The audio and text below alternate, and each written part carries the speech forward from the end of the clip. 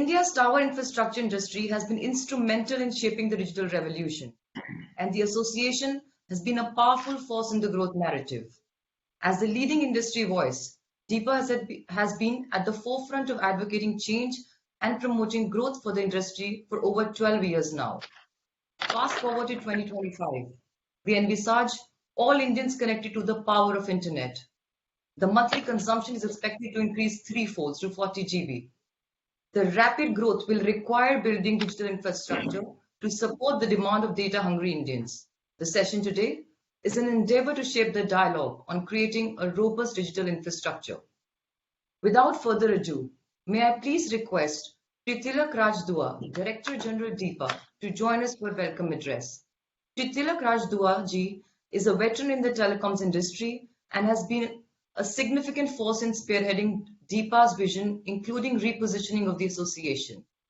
In his over 4-decade-long career, he has worked with telcos, industry associations, and international standardization bodies.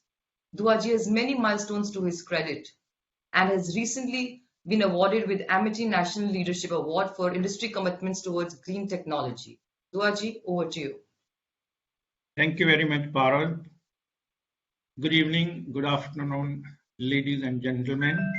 A very warm welcome to Honorable Minister of State for Communication, Shri Deva Singh Chauhan ji, Dr. P.D. Waghela, Chairman TRI, Shri K. Rajaraman, IAS, Secretary DOT and Chairman DCC, Mrs. Janet White, Head of Public Policy, Asia Pacific GSMA, Jack Haddon, Head of Policy Research, Tower Exchange, Shri Narinjan Kumar Arya, IAS Chief Secretary, Government of Rajasthan, Shri Tejwahir Singh, IAS Private Secretary, Department of Commerce and Industry, Shri Akhil Gupta, Chairman DIPA, Shri Amit Sharma, Vice Chairman DIPA, Dr. R.S. Sharma, IAS CEO, National Health Authority, and Mr. Prashant Singhal, TMT Market Leader, Ernst & Young, and our media partners, Communication Today,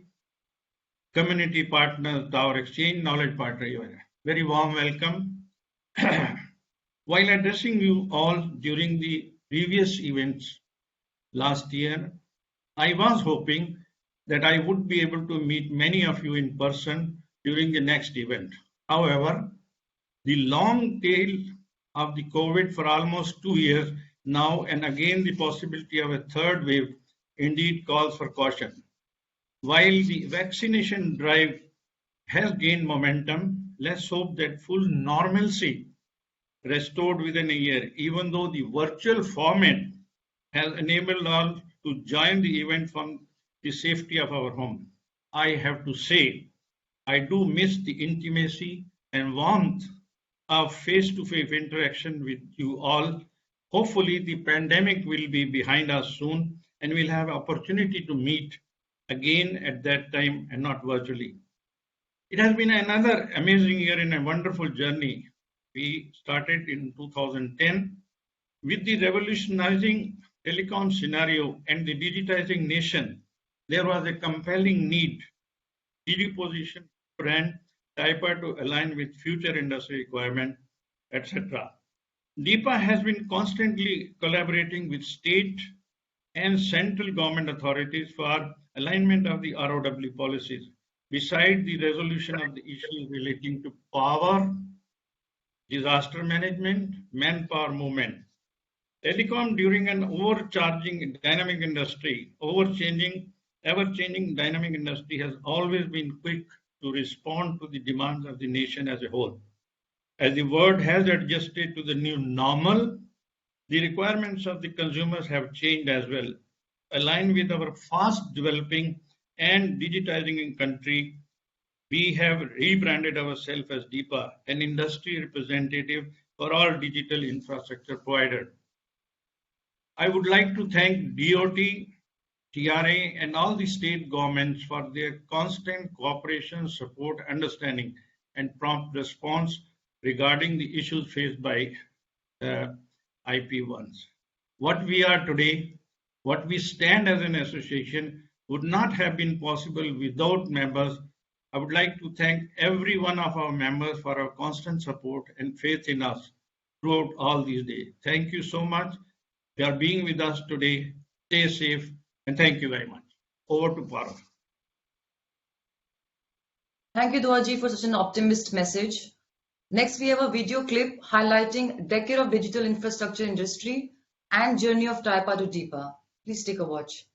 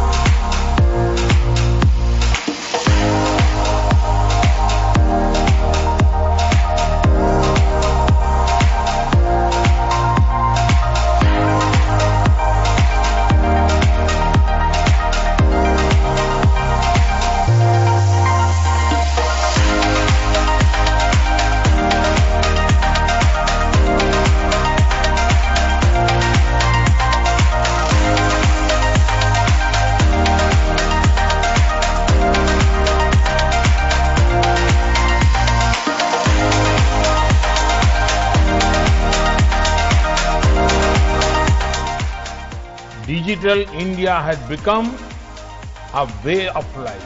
तो आज cabinet ने फैसला किया है 100% FDI automatic route में telecom sector में allow की गई है। ये रिफॉर्म्स पूरे के पूरे टेलीकॉम सेक्टर के फ्रेमवर्क को चेंज करने वाले हैं। India is the largest democracy in the world, and IT and telecom make it more vibrant. Telecom connectivity has now become lifeline of all economic activities. During the COVID-19 pandemic, telecom sector has shown how important its role was in the pandemic. Telecommunication and ICT have emerged as the foundations of the global economy, and more importantly, during the challenging COVID-19 pandemic.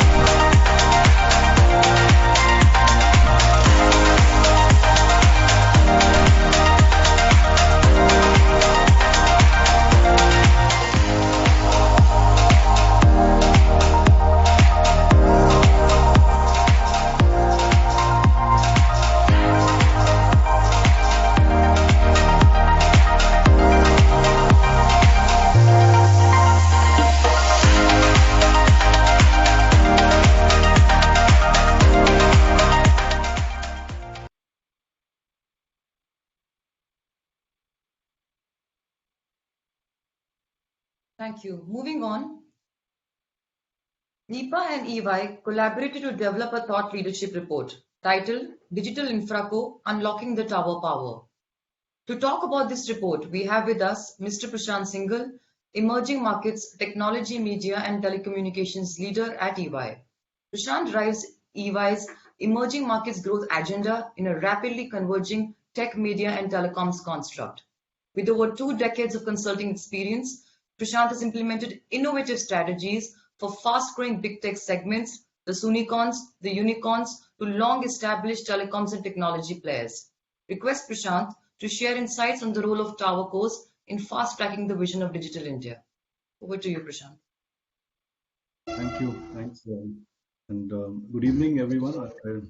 I don't know whether it's evening or afternoon, but somebody said that in Delhi, over the last 1 week, every day is every hour of the day is evening. So good evening, everyone, and good evening, Honorable Shri Chauhanji, Minister of State for Communications, Shri Waghela ji, Chairman TRAI, Shri Rajaraman ji, Secretary DOT and Chairman DCC, and Shri R.S. Sharma, CEO, National Health Authority of India, Shri Akhil Gupta, Chairman, DIPA or DIPA, and Shri Amit Sharma, Vice Chairman, DIPA, and my fellow panelists and speakers, as well as friends on this webinar.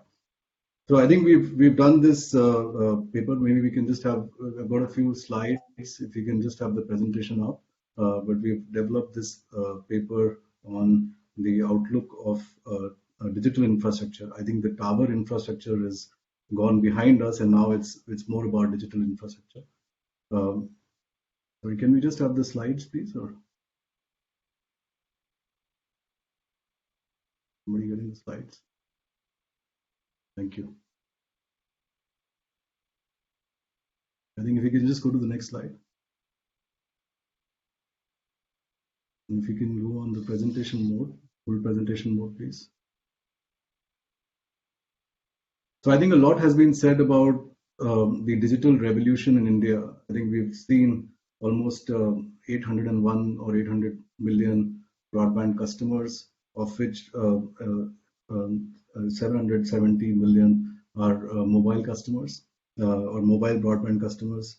The level of data consumption in India has grown substantially. It's almost 60 times over the last 4 years. We have moved from just about 0.15 GB per user to almost 15 GB per user currently. So we've just seen this data revolution, and what's happened is the pandemic has accelerated the data revolution, and thanks to the digital infrastructure which was already on ground, that we are all surviving and the economy is thriving, and that was all because of the vision of Honorable Prime Minister of making India digital India and investing ahead of time into the sector.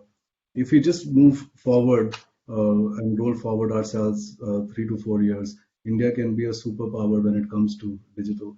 We would be almost 1.1 billion or almost a billion subscribers. If you move to the next slide, please, we'll be almost a billion internet users. We would be over 1.3 billion mobile subscriptions, and we would have these currently the unicorns, which are almost 100 or nearing 100. We would see them at 150.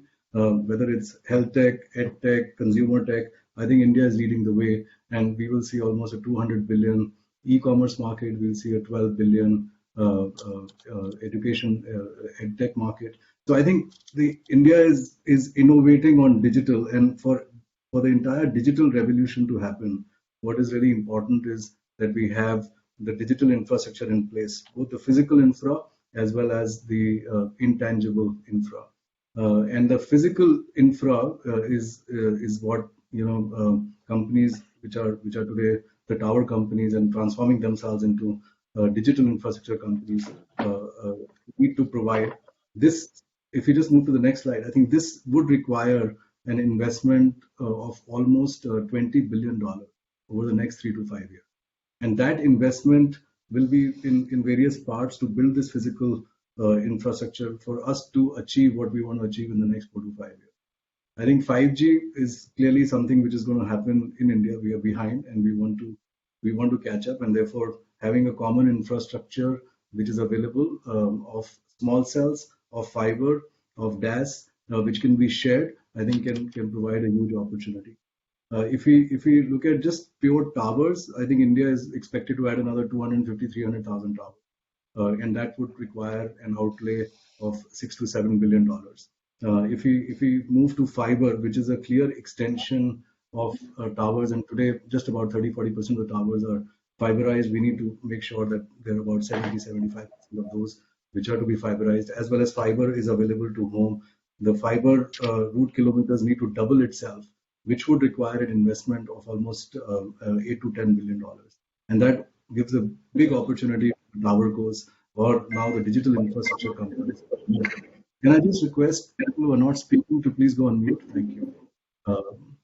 And then if we look at the small cells, and the small cells are going to grow at least 15 to 20 times, and this is going to be important for the 5G to be rolled out. That's an investment requirement of almost $3 to $4 billion, and revenue opportunity for tower cores or digital infrastructure of about $1 billion. If we look at in-building solutions, if you look at in-building solutions again, or DAS, they all require investments, and they require an opportunity for the digital infrastructure. Somebody will have to invest, and the digital infrastructure service providers are best suited to make those investments. These are not new concepts. Globally, companies who are in the tower business and transform themselves into digital infra business are doing it. Crown Castle, ATC, I think Crown Castle has got almost 30 to 40% of their revenues coming from dark fiber leases. They're also providing shareable small cells. DAS, ATC is doing that. So, I mean, I think in India we need to make sure that happens, such that this physical infrastructure is provided by the tower companies. They transform themselves into digital companies, and that infrastructure can then help the telcos to accelerate the services on 5G, on IoT much faster, which could then help us to become a truly connected digital nation. I think there are other opportunities for tower cores apart from the core that we talked about. I think they can, the network that they have, and when I say network, distributed asset network, there are multiple opportunities in adjacencies. Smart cities is another area where tower cores, because of every city is going to have multiple sensors, managing it, connecting it, maintaining it, for the digital infra service providers to do that. EV charging, I think in India we've got less than 2,000 EV charging stations, and our objective is to become, or the objective is to have about 3 million by 2030 because of the targets which have been laid on the number of electric vehicles that we want. And nobody better than the digital infrastructure companies to go and provide such services. Field maintenance, because of the distributed workforce, best suited. Power as a service, best suited. Advertisement, leveraging on the ground-based towers and combining it with digital advertisement, best suited. And another concept or another infrastructure need today is for most of the e-commerce companies, which is all these dark stores that they are putting in and investing in. And it's almost a couple of $1 billion of investment every year over the next 3 to 4 years. With again the decentralized asset management and sharing concept, which is there with the digital infra. These could be another opportunity to go for. I think we need to achieve that. We need to get $20 billion. Digital infra companies best to provide that in order to make India see 5G. But there are certain policy interventions which are required. I think if you just move to the next slide, I won't dwell into that a lot, but if you just move to the next slide. So these are some of the policy interventions or clarifications which are the scope of IP1. I think this was also part of the NDCP 2018, which was approved. I think that the scope needs to be enhanced. Some part of active infra sharing needs to be added so that it's not just restricted to towers and fiber, but also adds to IBS, to certain antennas, and some of the other active equipment should also become a part of the tower companies for sharing to allow both passive and active sharing. The ROW rules, I think that was shown in one of the slides earlier in the video, and there are some states where it needs to be fully implemented. Street furniture policies have to again come out, get implemented, and some of the street furnitures need to be addressed. Things like overhead fiber, is it to be regulated, not regulated? I think that needs to be addressed. For small cells, it needs to be addressed. A couple of areas on GST. Most of the tower companies or digital infra companies don't get any credit on GST for tower shelter, and that constitutes almost 40 to 50% of the capex, maybe more. And there's no GST, and that cost then therefore gets moved on to the tower telecom companies, and it's an additional cost. And or eats into the investment ability of the sector. I think that needs to be looked at. Property taxes, different municipalities have different rates that needs to get rationalized. And then, of course, availability of power for 24/7. I think this is very important, both from a customer service standpoint. So you need to make sure every site is up and running. And obviously, there are backups and there are DG sets. But if electrification can happen through subsidized cost to the nearest towers. And then second, the tariffs would also become more industrial and not commercial to the tower cost or to the digital infra cost. I think that would help the country to really get to build the digital infrastructure which we need to achieve our objective of being a digital superpower, which we are, but maybe times 10 over the next 3 to 5 years. I think if you just go to the next slide, and this is the way we visualized how a digital infra co would look like and how they would manage each and every asset. I won't go through that, but clearly this is the transformation that is going to happen. We have a small video, a short video for the launch of our report. Can we just request the video to be played?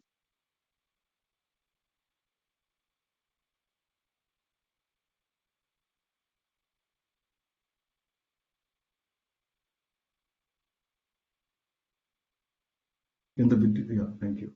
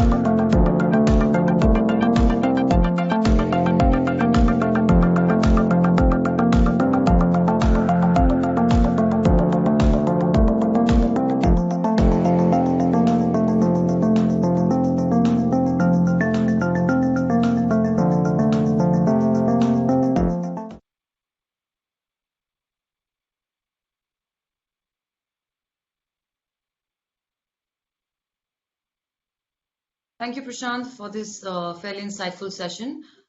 The digital copies of the thought leadership report will be shared on through the chat window and also circulated via email post the event. Moving on, we have with us Mr. Akhil Gupta, Chairman of DIPA and Vice Chairman of Bharti Enterprises. The man really needs no introduction.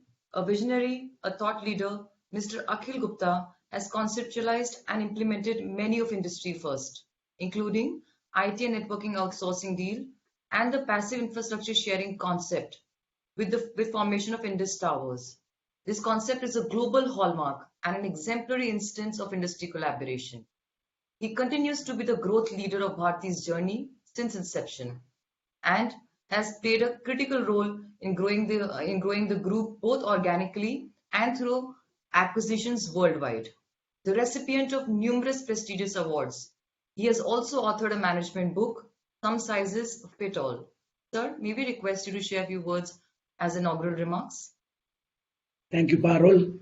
Honorable Minister of State for Communications, Mr. Dev Singh Chauhan, Dr. Vaghela, Chairman TRAI, Mr. Rajaraman, Secretary DOT, Ms. White, Mr. Haddon, Mr. Niranjan Arya, Mr. Tejveer Singh, Amit Sharma, Prashant Singhal, my dear friends and colleagues from industry and media, ladies and gentlemen.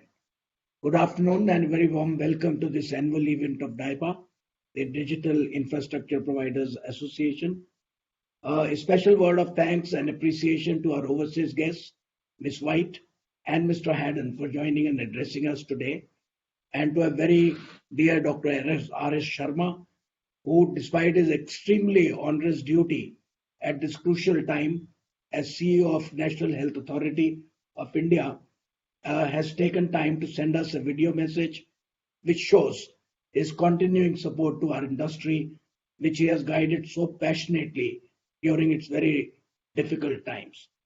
Well, all of us at DIPA were hoping to see you all in person this year, but unfortunately we have to have yet another video conference. I sincerely hope that by next year we will have COVID permanently behind us and we'll be able to meet you all personally. The critical role that the telecom industry today plays in every country and every economy is, I think, now unanimously acknowledged globally. The digital infrastructure providers, like the members of our association, play a crucial role all across the world in enabling service providers to give uninterrupted digital communication services, particularly in the most testing times and in the most challenging terrains due to ongoing natural disasters on one hand and the disruption which has been caused in the last few years by COVID, forcing work and study from home on the other. We, as the association, started out in 2010 as a representative body for tower infrastructure providers. We had just about 75,000 to 80,000 towers at that time, but are now the total tally in the country is over 650,000 towers, out of which over 450,000 are operated by our members.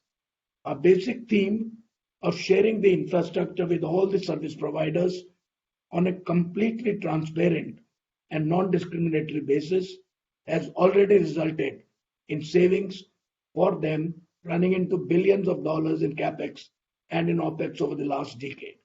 Besides, of course, contributing immensely and very significantly towards environment. Our members continue to be very actively engaged in investing in renewable energy and other energy saving solutions. I'm very pleased that in many ways, India can have the pleasure of being the pioneer in the concept of wide-based and open network infrastructure sharing, especially by bringing infrastructure owned by competing operators together under one roof, a concept which has now become a global norm across the world. I would like to thank all our members for their continued support and tremendous efforts in the wake of many difficulties throughout this wonderful journey, where they have collectively invested over $15 billion over the last decade in enabling very deep and robust digital infrastructure networks across India. After facing some very serious and existential financial issues for various reasons over the last several years, I am really pleased that the telecom service providers, with the help of recent relief package from Government of India, are now poised for healthy growth in coming years. As a major step, as we all know, India is now moving towards 5G, which will be a very significant step towards it becoming a major digital economy with focus on inclusive growth. With our commitment to infrastructure sharing, the infrastructure providers will continue to provide much needed capex and opex savings to the service providers as they roll out 5G networks. Equally important, such sharing, I believe, will reduce the go-to-market time for these technologies, making them quickly available to the public for use, particularly deep inside the country. I think it is crucial that technologies like 5G are not confined to main cities, and the benefit of those goes to every nook and corner of India. The infrastructure industry is poised for big growth with the advent of 5G, and thus we have expanded our scope from mere towers to complete digital infrastructure. This is reflected in our new identity at DIPA, that is digital infrastructure providers instead of DIPA, which was just the tower infrastructure providers earlier.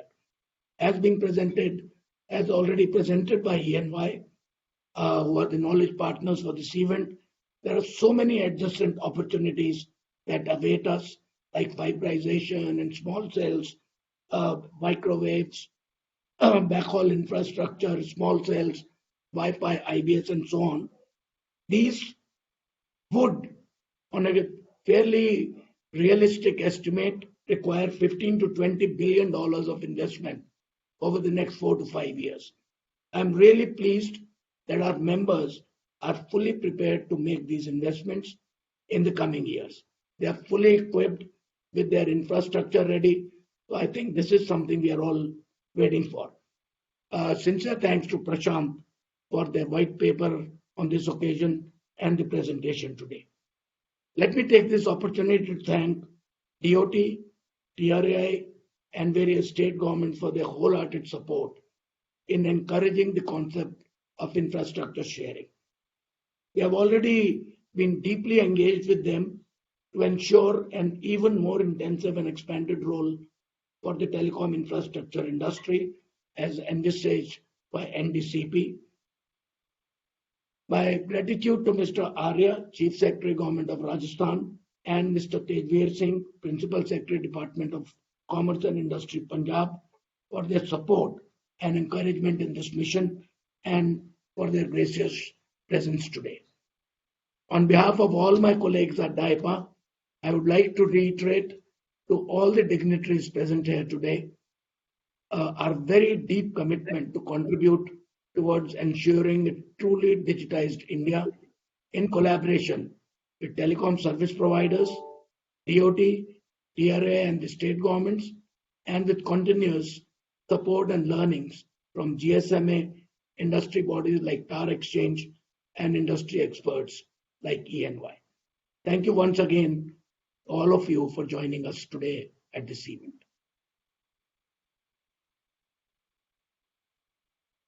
Thank you so much, sir. We now welcome our chief guest for special address, Shri Devasinh Chauhan, Honorable Minister of States for Communications, Government of India. Shri Chauhan is a Member of Parliament to the 16th Lok Sabha from Kheda, his birthplace in Gujarat.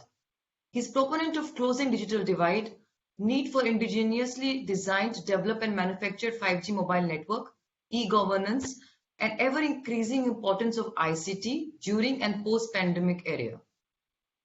He has had an illustrious political journey as member of Water Research Committee, IT Committee since 2015, and has been working as member in Standing Committee of Defence and Consultative Committee, Ministry of Food Processing Industry. Sir, may we request you to share government's perspective on the need for building robust infrastructure in the digital era? Thank you. Namaskar. Good evening to all. Dr. R.S. Sharma, CEO, National Health Authority of India. Dr. P.D. Waghela, Chairman, TRAI. Sri K. Rajaraman, Secretary, DOT. Sri Akhil Gupta, Chairman, DIPA. Sri T.R. Dua, Director General, DIPA. Sri Prasad Singhal, members of DIPA, telecom experts, ladies and gentlemen. Telecommunication is not just a way to connect people and resources, but it plays very important role to strengthen the democracy. If a person in a remote village has connectivity, he can hold us accountable, which makes the democracy strongest. That is why government under visionary leadership of the Honorable Prime Minister Sri Narendra Modi ji is committed to take best of the telecom services to every person of more than 6 lakh villages. A robust telecommunications network requires equally robust telecom infrastructure.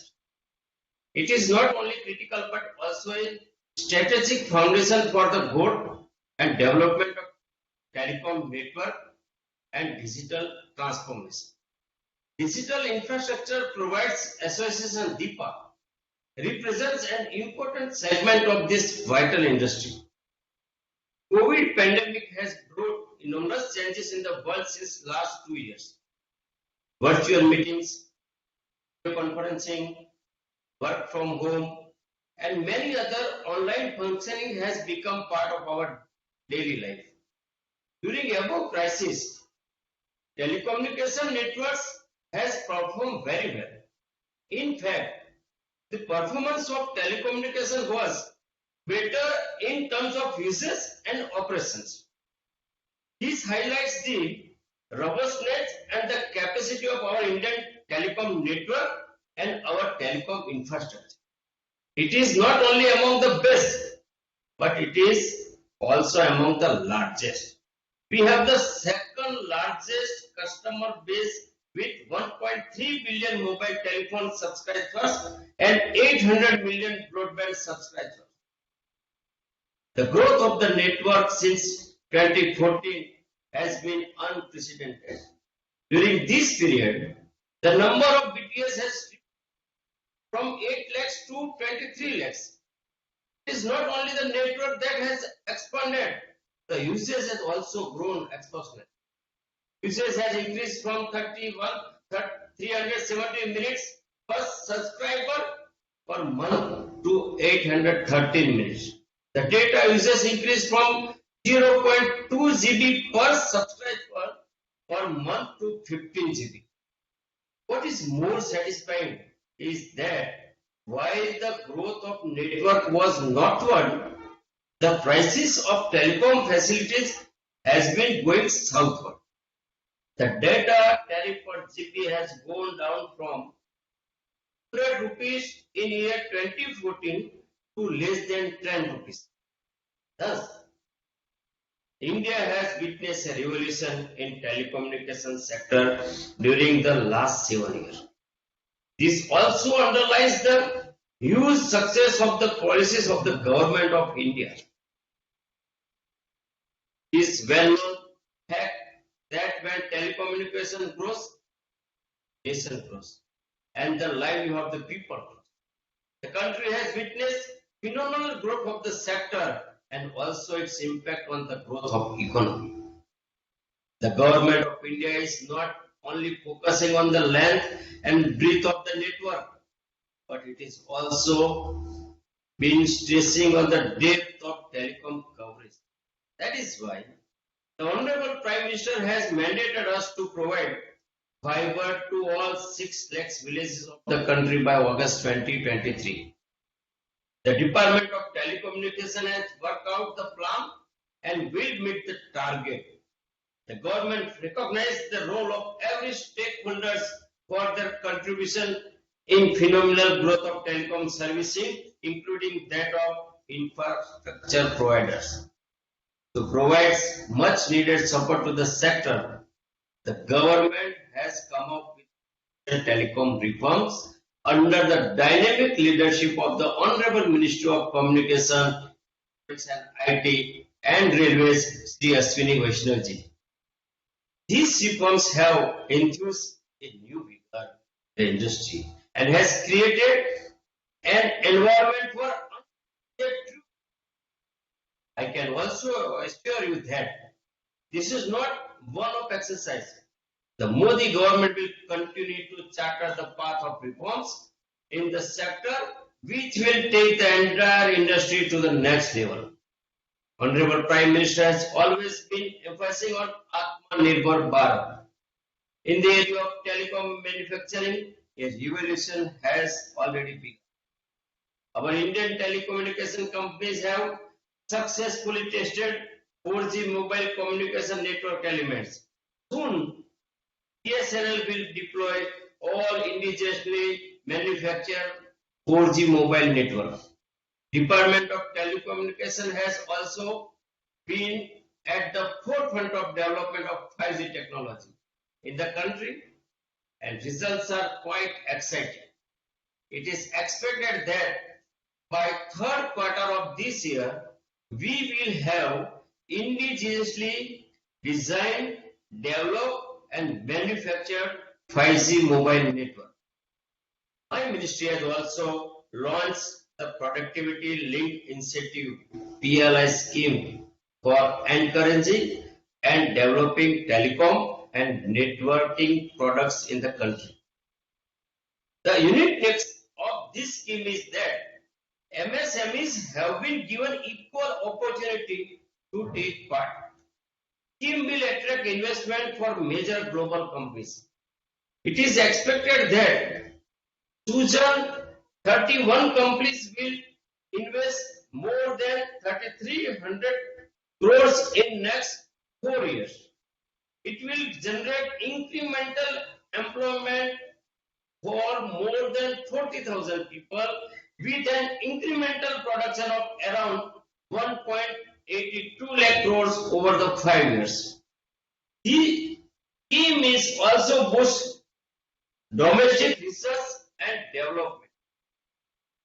We have thoughtfully decided to have a contemporary and relevant theme of robust digital infrastructure, key to digital transformation for your annual event. As I have already mentioned that the country has been witnessing exciting development in telecom sector on the forefront of induction of new state-of-the-art technology and market-friendly reforms. It also means that there exists fantastic opportunities for telecom infra companies. 5G mobile network will soon be rolling out in the country. This technology will be served through small cell. Thus, we require infra at an enhanced level. I am aware that right of way, ROW charges, support from the local government, protection of telecom installation are some of the worries of the sector. We have taken cognizance of the same and therefore the department has been instructed to take necessary steps to address the above worries of the infra providers. The government is committed to take care of concern of all stakeholders, including infra companies. At the end, I would like to ask you that to deliberate on strategies and best practices to ramp up the quality of telecom infra to make it in the best in the world. I would like to take this opportunity to thank DIPA who afforded me an opportunity to interact with all of you. Thank you.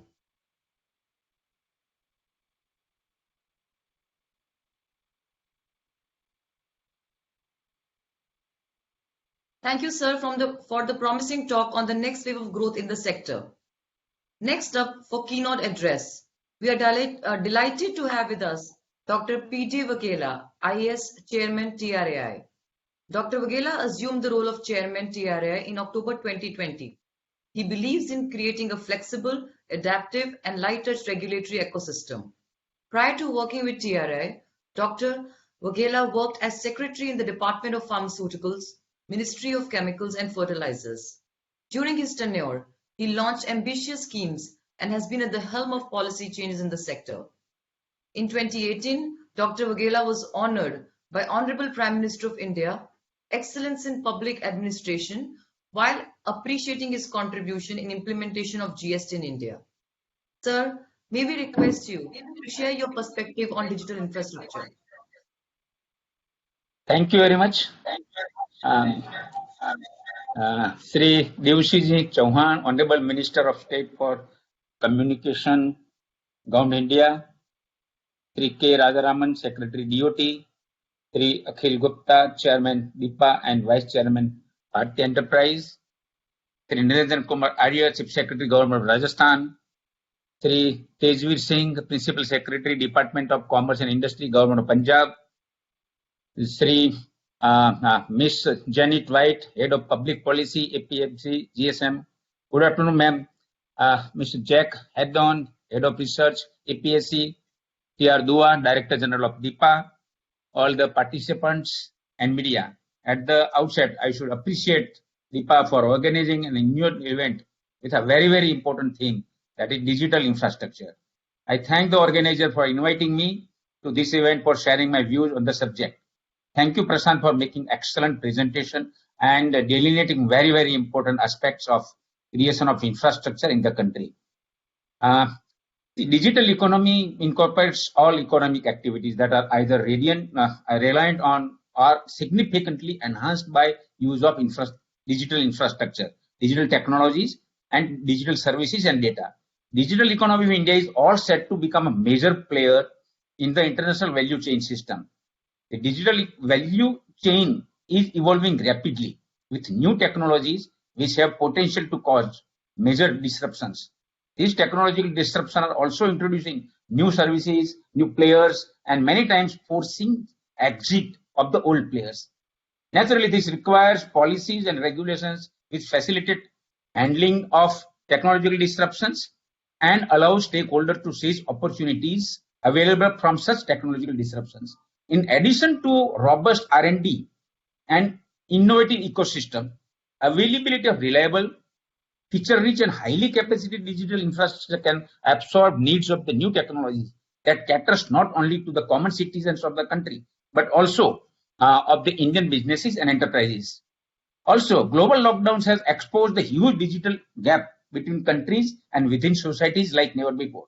Lack of infrastructure and access to services is one of the key challenges to curb the digital divide. It is therefore imperative that a robust digital infrastructure is provided in all parts of the country, including commercial, residential, industrial, and government buildings and complexes. If India's advantage of huge skilled manpower in IT is adequately supported by robust digital infrastructure, we can fix all the missing pieces which are required to usher in Industry 4.0. For success of Atmanirbhar Bharat dream, it is necessary that the new generation production facilities should have capabilities based on host of new age technologies. Indian infrastructure providers in India, they have done very well over the years with some innovative initiatives in infrastructure sharing. And DOT also has come out with positive policy changes and positive programs with regard to facilitating infrastructure growth in the country. And for creating a robust digital infrastructure, there are certain challenges that will be required to be addressed on priority at the level of centers, states, and local authorities. Some of the challenges have been presented by Prashant. Availability, for example, of spectrum on demand for fixed wireless and backhaul is very, very vital. And this on-demand availability of this spectrum is required. And also, robust ecosystem for data center is required. And TRI has come out with a consultation paper on this, and we'll be giving our recommendation. Online permission of power, especially with regard to deployment of cells, it becomes very, very critical. And this kind of permission should be given, online and in a time-bound manner, because the deployment of cells is going to be huge in number, and the present system of giving permissions of power will not be adequate at all.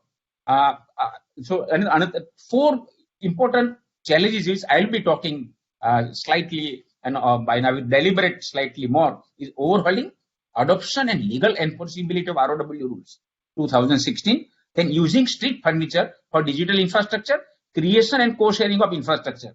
And last is very important, is creation of ecosystem for in-building solution. So I will this. The first challenge, that is need of universal adoption and providing for legal enforceability of ROW rules in states and up to the local authority is highly required. In August 2020, TRI has released its recommendations on roadmap to promote broadband connectivity and enhance broadband speed. I know that, and I understand that DOT is considering these recommendations very seriously. And this recommendation basically, deals with, redefinitions of the broadband, then speed enhancement, promoting connectivity through innovative infrastructure creation. And it also addresses issues of right of way, fixed line proliferation, cross-sector collaborations, common duct policy, sharing of infrastructure, increasing scope of infrastructure providers. And in all these suggestions we have given in a very, very, detailed manner. We also have recommended a national right of way portal, and within a year, and to facilitate expeditious rollout telecom and other essential utilities infrastructure. We have suggested that we should incentivize the establishment of common duct and post for fiberization of networks through our policy on this. We expect DOT will accept these recommendations at the earliest.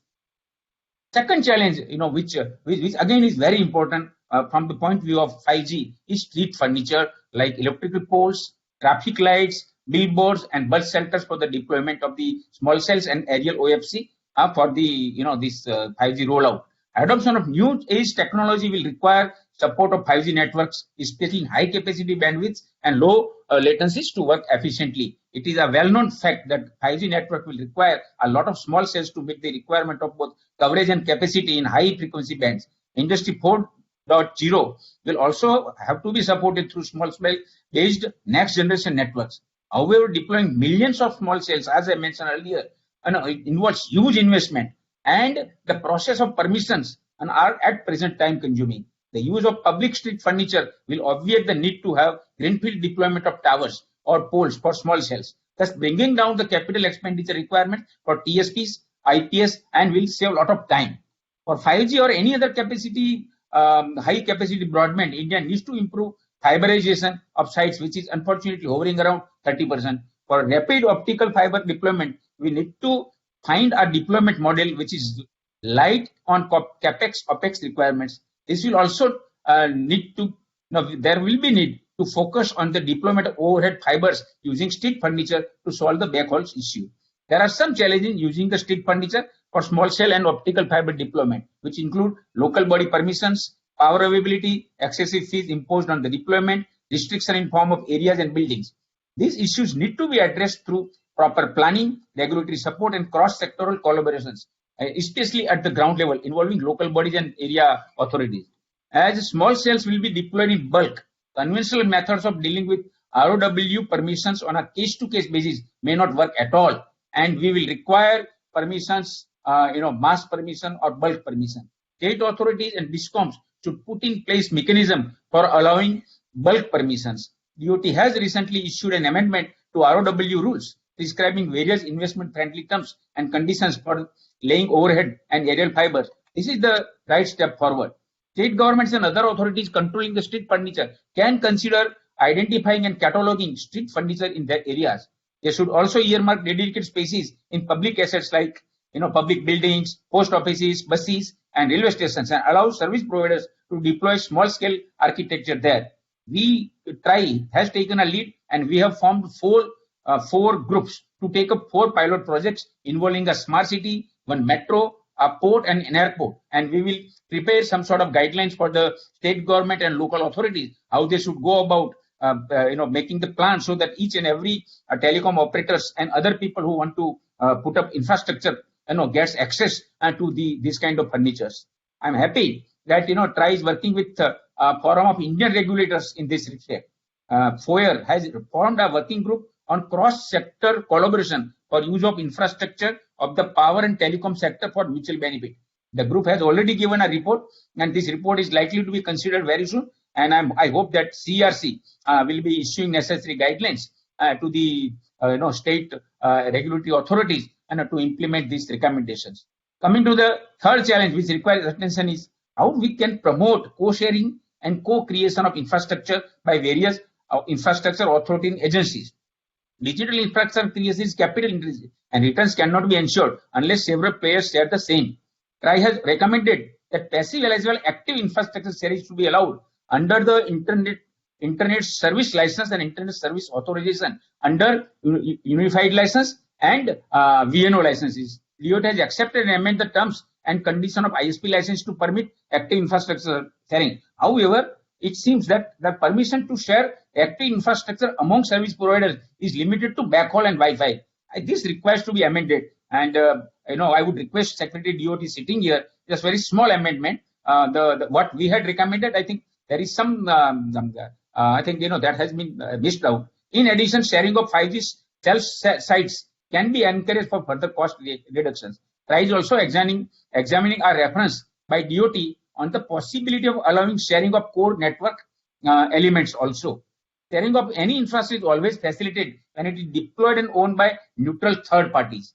And infrastructure providers, players have helped in sharing of passive infrastructure in a very, very, very effective manner. And ours is a case which is many times referred when I attend the international seminars and conferences. So realizing that infrastructure providers, players can play a crucial role in increased sharing of active infrastructure as well. TRI has recommended enhancement of scope of IP registration in March 2020. This, I'm sure that DOT will consider this positively and it will be implemented at the earliest. Digital asset repository and mapping of utilities through GIS will ensure proper planning and is necessary for facilitating sharing of infrastructure across service providers and sectors. Accordingly, TRI in August 2000 has recommended that the passive infrastructure available in the country should be mapped by each service provider and infrastructure provider using GIS. TRI has also recommended that to facilitate leasing and trading of passive infrastructure, government should enable establishment of e-marketplaces for this purpose. And early implementation of this recommendation will also be, a great step forward. Now, let me talk about the fourth challenge and the last one that needs to be addressed is creating a robust infrastructure, that is how to facilitate faster rollout and deployment of digital connectivity inside the building. I guess it's going to be very, very important because, in India, not much, we have not given much attention. Actually, in 5G, indoor coverage is likely to be less as high frequency bands will be used and these waves do not penetrate far. While we all discuss 5G use cases, there is hardly any discussion on the challenges of getting 5G to work well indoors, especially for more demanding use cases. A holistic approach will be required to ensure availability of digital infrastructure in the building complex, and that also in a very, very non-discriminate manner. At present, there is a huge problem in getting access to the buildings and by the infrastructure providers, the TSPs and other players. I will be, we have already prepared a consultation paper, and very soon we are going to come out with, we are going to come out with recommendation to how we should go about creating an ecosystem in the, in this thing. This will require change in the building bylaws and working with the states very closely. So, in conclusion, I would say that the India is well placed to reap the benefits of digitalization. Digital India rides on robust digital infrastructure. Initiatives like Digital Identity Program, Financial Inclusion, Cloud Services, UPI, National Knowledge Network, and for that matter, any digital delivery service platform, they all are dependent on robust and fast underlying digital connectivity. We all need to collaborate and work together to ensure that digital infrastructure is allowed to be deployed in an affordable and timely manner and is also shared across sectors. I believe, in the next phase, the action will shift to the states and to the local level, to the cities and towns and villages. I think they are going to be vital when it comes to rolling out of the 5G and allowing the cells to be deployed by using various street furniture, buildings, and other things. I think our time will come that revenue consideration for the states and local authority may become secondary, and a telecom infrastructure will become as important as the as electricity, water, and gas. I can dream that this should happen as soon as possible, because otherwise also, if a state or city or a town, if they neglect the telecom infrastructure, they may lose investment, which will be investment in industries and service tertiary sector, which will be more dependent on the technologies and which will require 5G. 5G capabilities, and for 5G capabilities, you require a strong telecom infrastructure. Thank you very much for inviting me to this very important event, and I'm sure we all together can do a wonder for the country. Thank you. Thank you, sir, for sharing perspective on imperatives of Atmanirbhar India dream and pillars of growth for digital infrastructure. Thank you very much once again. Moving on, we are delighted to have with us Shri K. Rajaraman, Secretary DOT and Chairman DCC. Shri Rajaraman took over the role of Secretary DOT in October 2021. He was previously working as Additional Secretary Investments in the Department of Economic Affairs. He has played key role in the areas such as investment protection treaties, overseeing the National Investment Infrastructure Fund. He has also worked towards fostering economic relationships worldwide, particularly G20 and BRICS countries. Sir, may we request you to share your perspective?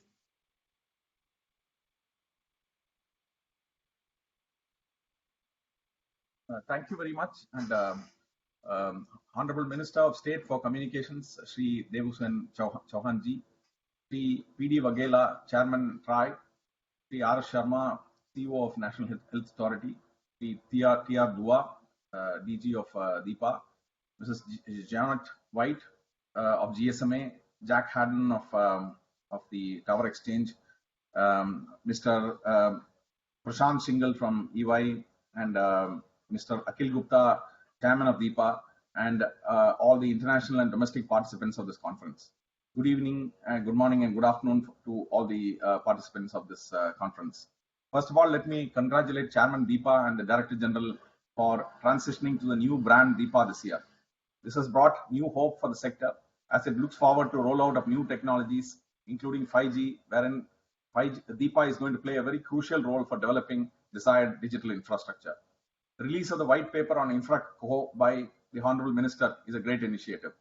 DIPA is doing great work in policy development and addressing of operational issues being faced by the telecom infrastructure providers. I'm informed that India has been one of the leading players in infrastructure sharing due to the pioneering efforts of DIPA and its members. Shared economy is the way forward to cutting costs and lowering the price of customer services.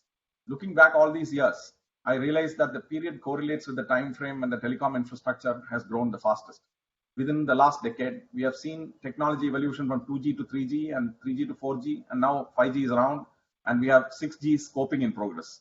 The continued technology evolution has led to the adoption of broadband services by the masses, as mobile and fixed line broadband penetration now stands close to 60% in India. India is one of the few countries where the enhanced broadband speeds have not been affected by the pricing of internet data services. Rather, the tariff per GB has gone down, as the Honorable Minister had stated, and this augurs well for the citizen who have benefited from the rapid proliferation of internet-based services. Broadband services enabled by the robust telecom infrastructure have brought jobs to millions in the country and have also created a strong ecosystem for the startup culture in India. There is need to take all measures to reduce the costs of operations for telecom licensees through innovative means, including infrastructure sharing, both active and passive. There is also a need to enhance the ease of doing business for service providers. Telecom reforms package of September 2021 announced by the Government of India was a step in this direction. Honorable Prime Minister has launched a massive compliance burden reduction program through which over 22,000 compliances across various sectors have been reduced over the last 1 year. Department of Telecommunication has so far reduced 87 compliances and is working on further measures, simplifying procedures and eliminating unnecessary compliances. Department of Telecommunications has invested in a 5G test bed at a cost of about $30 million, and the test bed is ready for use of the companies in development of 5G products and services. The Honorable Minister of State has been working very hard with the industry partners to facilitate expansion of production of 5G equipment in India under the $1.5 billion, that is rupees 12,000 crore production-linked incentive scheme, under which 31 companies are in the process of expanding or setting up new production facilities. With the continued growth of data services, the telecom infrastructure at the back end also needs to be upgraded continuously. Telecom networks have been providing the necessary business continuity during the pandemic. Millions of our citizens are working from home, and businessmen have been carrying on businesses digitally while receiving digital payments. India's digital payments system, the UPI, has been of a great support. Honorable Prime Minister has been very emphatic that the digital backbone and the internet access must be inclusive and reach out to every nook and corner of the country. The Universal Services Obligation Fund, operated by the Department of Telecommunications, has been implementing projects to enable rollout of mobile and fiber access projects in rural and remote areas. In order to support the capability of new technologies like 4G and 5G in the access side, telecom towers have to be fiberized to support the huge bandwidth of new technologies. And despite various improvements in the microwave networks, sufficient bandwidth may not be still available. With the upcoming 5G rollout in India towards the end of the year, there is a lot of work to be done in rollout of enabling standard infrastructure, both active and passive. This includes need for greater tower fiberization to support better quality of services as well. The government is keen to accelerate implementation of the National Digital Communications Policy of 2018. State broadband committees have been formed under the chairmanship of chief secretaries in all the states and union territories. I'm happy to see my colleague, Mr. Niranjan Arya, and Mr. Tejveer Singh from the Rajasthan and from the government of Punjab on this call. I'm sure that they are playing a very important role in unlocking the difficulties that DIPA faces in setting up infrastructure. I'm happy that DIPA, as a member of these committees, has been contributing significantly. The progress in getting right-of-way hurdles removed under the broadband mission is heartening. DIPA has been of great support for collaboration between states and the center. They have made their presence felt at the state level and played a very major role in alignment of our ROW policies, besides the resolution of issues relating to power, disaster management, and manpower movement during the crisis. I would also point out to the consistent efforts from DIPA, as a result of which we have almost 32 states which have aligned their right-of-way rules along with that of the DOT rules of 2016. Department of Telecommunications has also sought suggestions from TRAI on certain other policy aspects of the NDCP, like unbundling of network elements, broadband speed, and also on addressing various ROW challenges, including deployment of small cells using street furniture. We have received some of the recommendations, and we are working very hard on enabling them to take off very soon. The next decade will also be full of opportunities with the 5G and 6G ushering in a new use cases, technology solutions based on IoT, artificial intelligence, virtual reality, augmented reality, machine-to-machine communications, etc. Contactless solutions would, based on IoT, Industry 4, robotics and automation would create huge requirements for upgradation and augmentation of telecom infrastructure. Going forward, we hope that DIPA will continue to support the government in new policy initiatives like the National Broadband Mission, Broadband Readiness Index, fiberization of towers, common duct policy, GIS mapping of optic fiber cables, and connectivity infrastructure, etc., which will be a backbone for success of programs like the Honorable Prime Minister's Gati Shakti. I wish DIPA a bright future ahead, and I'm sure we will continue to get the association support in executing various policies and ambitious programs of the government. Jai Hind and thank you. Thank you so much, sir. Next, we have a video address by Dr. R.S. Sharma, IAS CEO, National Health Authority of India. Dr. R.S. Sharma is the CEO of National Health Authority that implements Ayushman Bharat Digital Mission and Pradhan Mantri Jan Arogya Yojana, two flagship health missions of the Government of India. He's also the chairman of Empowered Group of Vaccine Administration for COVID-19 and a member of National Expert Group of Vaccine Administration for COVID-19. Prior to NHA, he served as a chairman of TRA and also spearheaded India's landmark biometric program for citizens, the Aadhaar project. May I please request to play the video message?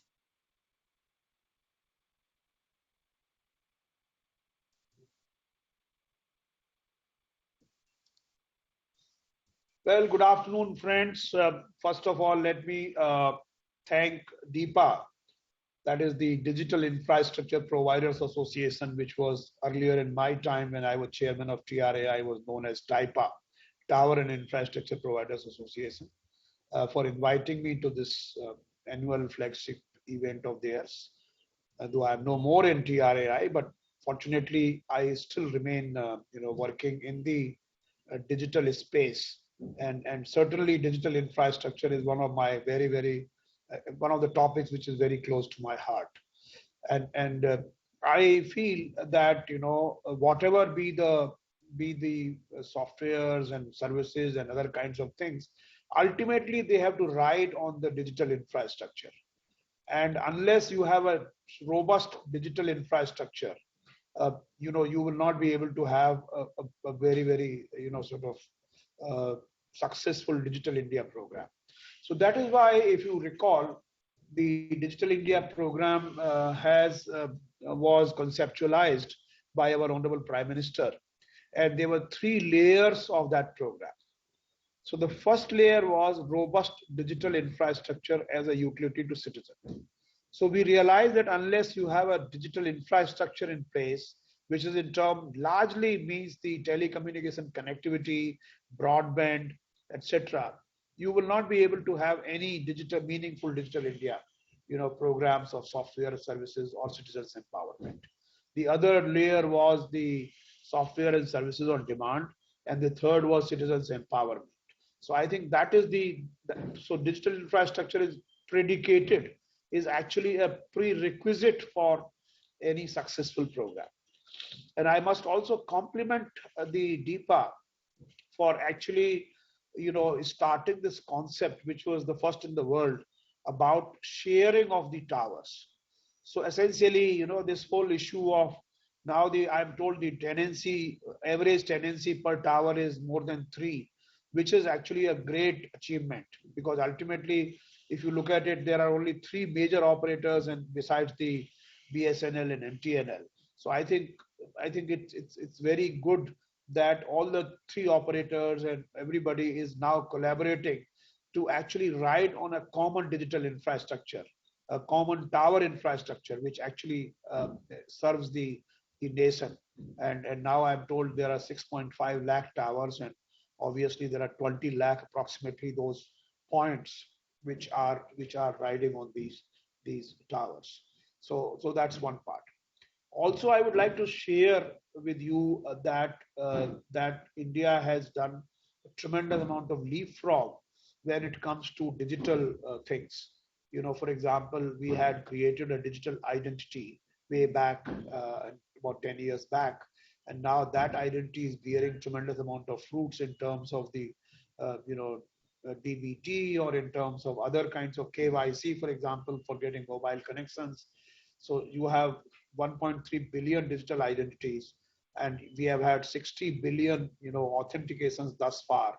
We have had about 10 billion electronic KYCs, which have been used for opening bank accounts, for opening the SIMs, getting the SIMs, etc.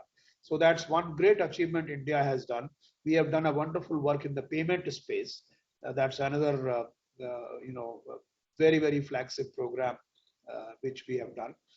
Recently, we have introduced, the Honorable Prime Minister has introduced the concept of e-rupee, which is actually a person-specific and a purpose-specific instrument, whereby the DBT can be more targeted for a specific. So that's another very important, step which has been taken. Similarly, look at more recently COVID. India actually administered the world's largest program. We have how many? About 1.6 crore, 1.6 billion, doses have been administered. This is a huge number. I don't think any country in the world will actually cross that number. So this is, and this has been done in a very, very orderly manner. So India has shown, for example, COVID as a platform. It has ensured a very transparent, a very, very orderly way of vaccinating people. So that's something which we have done. I also want to share with you the work which we at the National Health Authority, which is my current role, which we are doing. So for example, while we have created horizontal platforms like Aadhaar, electronic KYC, digital payment, electronic signature, etc., we are now foraying into areas which are domain specific.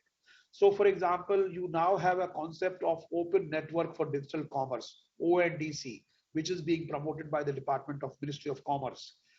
Similarly, now in the health space, the Honorable Prime Minister has launched a program on 27th of September last year, that is 2021, a couple of months back, which is the Ayushman Bharat Digital Mission.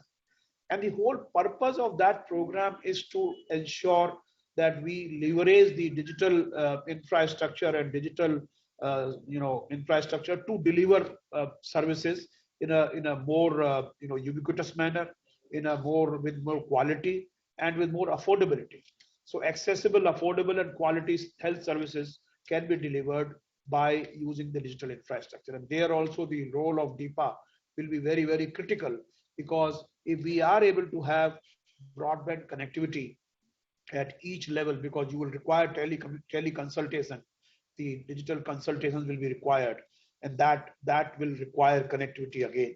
So I think connectivity is a very, very critical ingredient to the success of any program, and digital and the Ayushman Bharat Digital Mission is no exception to that.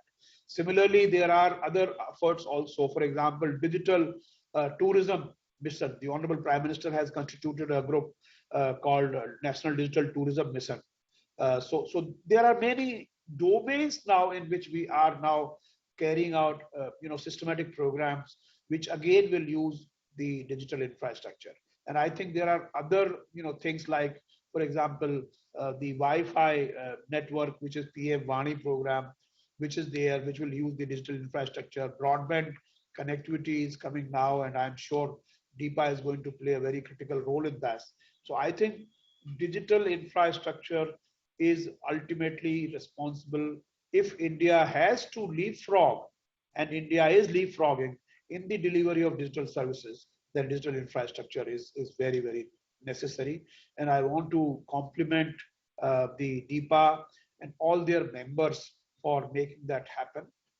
I am sure the right of way policies and many other policies which were in the works at the time when I was in TRAI, they have all been sorted out or are being sorted out in that sense. So I think we are paving the way, and of course now 5G is coming, and thereafter I think we will have to have more densification of the networks and more ubiquitous. The throughput will go up, the latency will go down, and of course there will be a huge machine-to-machine communication.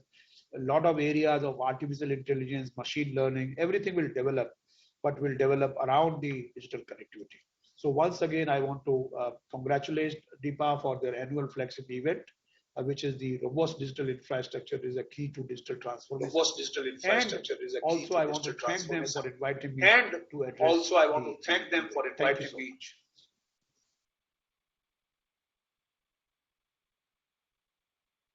Moving on to the next segment on global perspective, joining us today is Ms. Janet White, Head of Public Policy, APAC GSMA.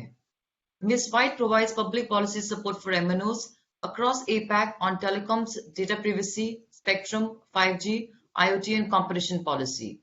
Before joining the GSMA, she ran a telecoms, media, and technology consultancy firm where she led a wide range of projects, including development of fixed broadband strategies and business plan for mobile operators across Asia. Ma'am, if you can share your perspective on digital infrastructure in Asia Pacific, please. Thank you very much. Would it be possible to put up the slides, please?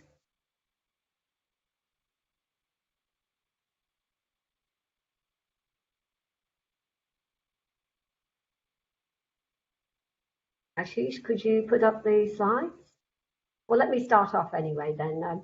First of all, thank you so much for such a very warm welcome from everybody at DIPA and all the speakers. I felt really welcome to participate in this event. And GSMA is also very proud to have the opportunity to make some comments. So it's my pleasure to provide a global perspective on digital infrastructure as the key to digital transformation. Next slide, please.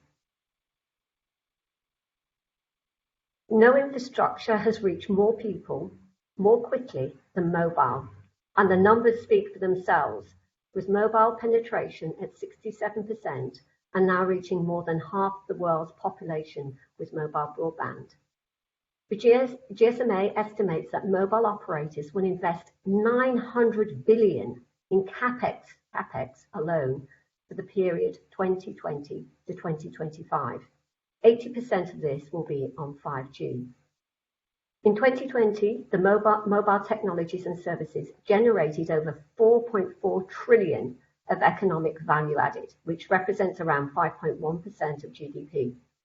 This figure will grow to 4.8 trillion by 2025 as countries increasingly benefit from the improvements in productivity and efficiency brought about by the increased take-up of mobile services.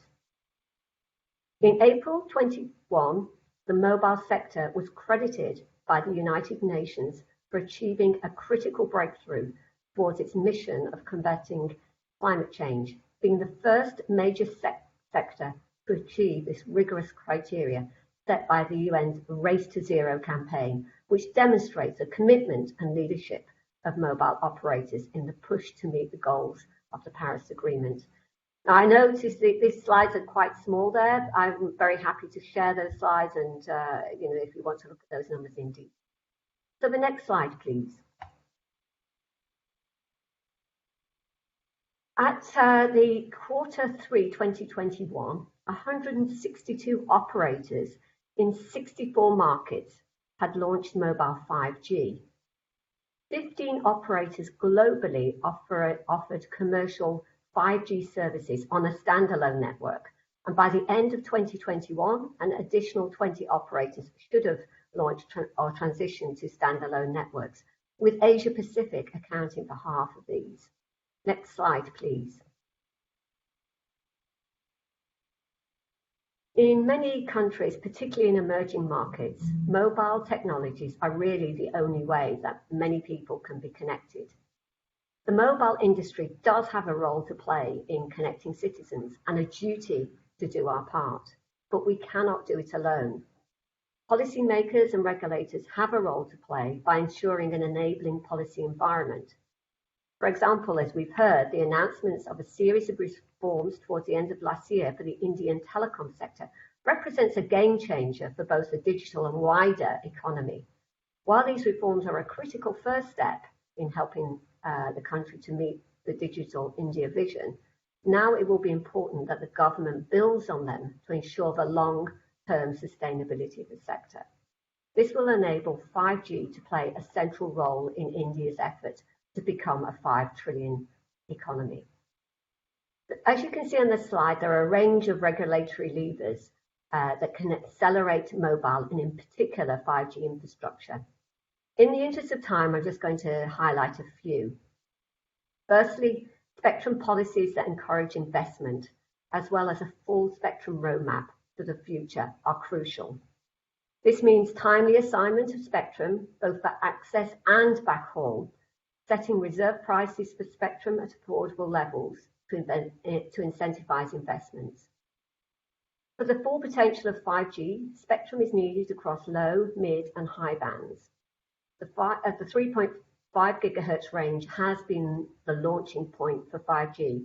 As of last summer, around 80% of 5G launches had been carried out in mid-band spectrum, mainly between 3.3 and 4.2 gigahertz.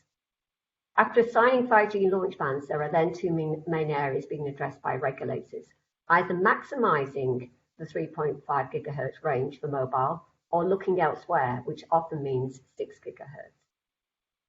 The second thing I'd like to point out, and I think this has been mentioned a lot during the conversation today, is adopting policies that facilitate infrastructure deployment and create a sustainable investment climate.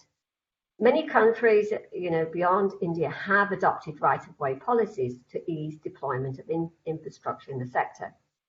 However, in several instances, effective implementation is yet to be seen. Implementation of rights-of-way presents one of the main challenges in rolling out telecommunication infrastructure in many countries. It's important that policies apply to both base stations and small cells, as small cells are going to be important in realizing the full potential of 5G. Small cells deployment will be important in urban areas with high population densities, as operators will have to densify the network with small cells to deliver the 5G downlink and uplink data rates. Policymakers across the globe are grappling with the same issues as you are doing in India to ensure approval processes for the timely large-scale deployment of small cells are not seen as a handbrake on the role of 5G. The GSMA, in conjunction with COAI, has recently published a report entitled Paving the Way for 5G Readiness in India, a guide for effective policymaking on small cell deployments, which provides examples of good practices of small cell deployment from around the world, such as examples from the EU, Japan, Singapore, UK, and US. After I've finished, I'll provide a link to the report in the chat, so if any of you want to find a little bit more about those good practices which may be helpful in India, then that might be helpful to you. As we've heard, the deployment of 5G puts an enormous CapEx and OpEx burden on mobile operators. So operators in many markets are therefore entering into network sharing arrangements to bring down each company's costs and achieve economies of scale. Flexibility to establish network sharing infrastructure on a voluntary basis may significantly save costs, enhance efficiency, and be helpful, especially in promoting connectivity in rural and remote areas. I'm not going to go into any of these others. I'm happy to talk about them later or with anyone who wants to follow up on it. So let's go on to the next slide, please.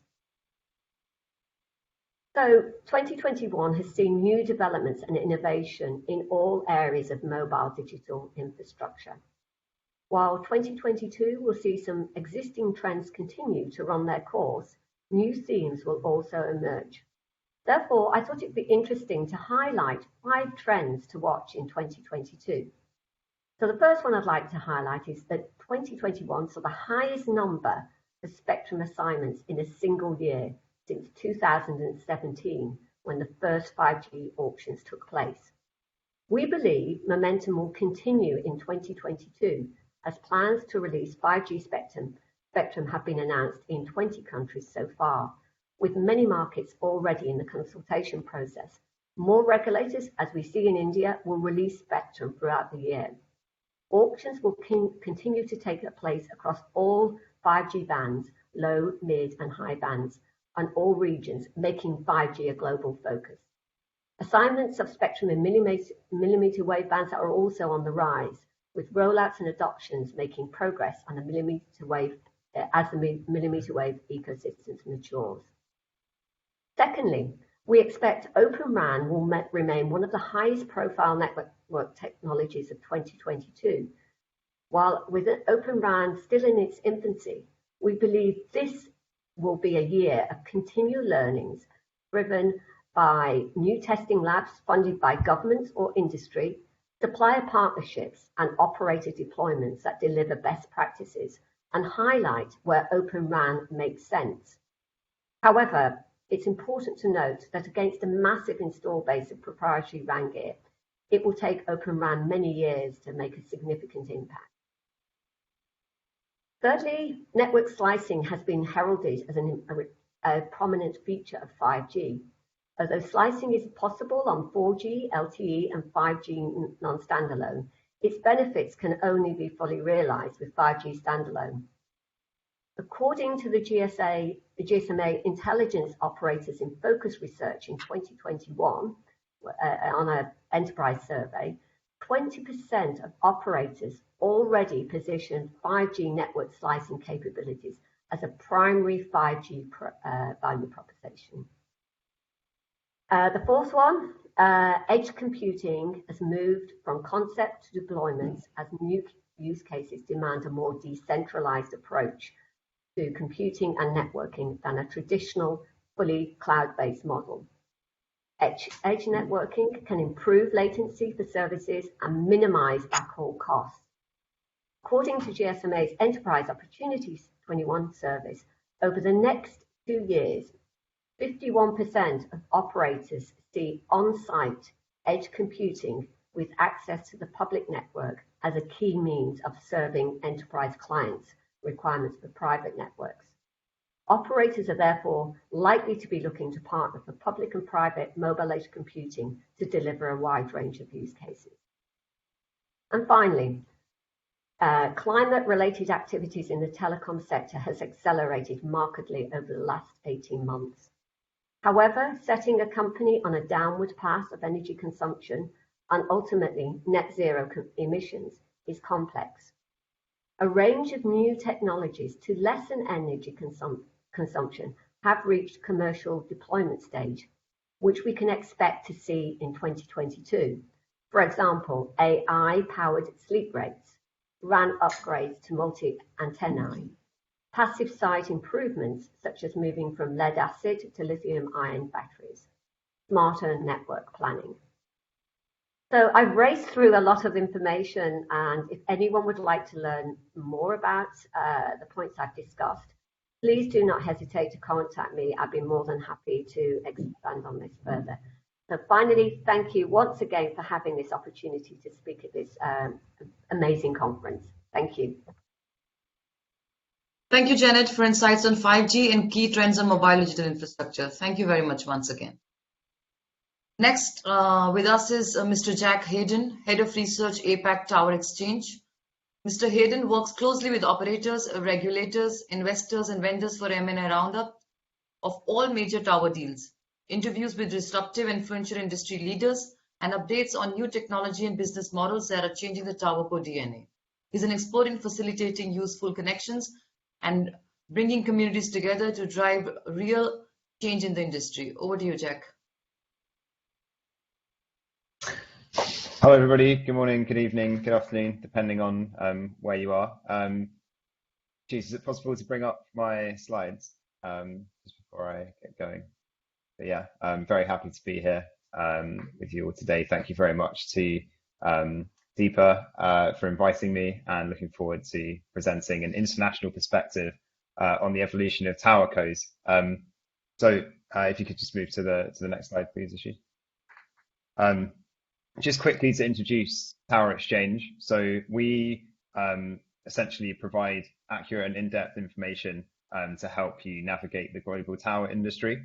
So we're speaking on a daily basis with TowerCos, with operators, with investors, with regulators, and all sorts of vendors and service providers from around the world to kind of collect information and then present it back to the industry. So we do this in a number of ways. We do it through research in our quarterly journal, which is published 4 times a year. We have a TowerCo league table, so we track every TowerCo in the world, break it down by country. You can see who owns what, where. We host annual meetups with the industry, so we bring everybody in the ecosystem together. And we also have kind of a vendor directory. We interview people on our website, we break news. So yeah, today I'm going to offer you a few international examples of kind of how tower companies are transforming to offer a fuller range of services and assets to facilitate digital transformation. And just to give you an idea of where it's come from, it is from all of those kind of areas that I just outlined. So the way that we kind of see the evolution really is towercos moving into two directions from their core sort of tower and rooftop business. So we see them moving into new services and new assets as well. And this chart is something that we've put together to try and kind of illustrate that. Some of these are definitely kind of further ahead than others. So in the idea of like kind of data and monitoring systems. This is something towercos have been doing for a while, being able to capture these kind of insights and use them to improve efficiencies at the sites themselves. Some of them, maybe a little bit further away. So network as a service or edge computing is kind of on towercos' minds, and they're trying to think about how they fit into that ecosystem, but still working out the details a little bit. So yeah, I think if we just talk a little bit maybe about what's driving this and what some of the reasons for this evolution are. I think the first one, if you could move to the next slide, please, Ashish, that'd be great. So yeah, one of the reasons I think is 5G. Operators need to cut costs, and part of the reasons for this is they're being faced with the rollout of 5G and continued rollout of 4G, and just general rising kind of network costs. So towercos have demonstrated their value in their core passive infrastructure offering as a neutral host, and they really want to kind of extend these relationships into new assets and services. I think operators are seeing that as a way of reducing their capex and their opex as well. But these cost-cutting goals are also driving consolidation in the industry, which I think a lot of you guys in India will know about. So with that consolidation on the operator side of things, towercos end up losing out because when parallel infrastructure is decommissioned, they end up kind of with their tenancy ratios decreasing, the profitability of their sites decreasing, and their overall kind of revenue and valuations decreasing as well. And they therefore need to protect against this by moving into these additional services. And I can share some examples of where we've seen that from some of these kind of towercos here in a second. Also from a towerco perspective, when we're talking about 5G rollout, much of the infrastructure involved in urban densification that's required to roll the 5G network out efficiently, it's very different to kind of a macro site where it's quite easy to host multiple tenants, to have that kind of infrastructure shared. When it comes to street furniture, to kind of rooftop sites, to other urban environments, they need to think about different ways of making the sites profitable, where the tenancies that you can fit on them just from a practical standpoint is a little bit lower.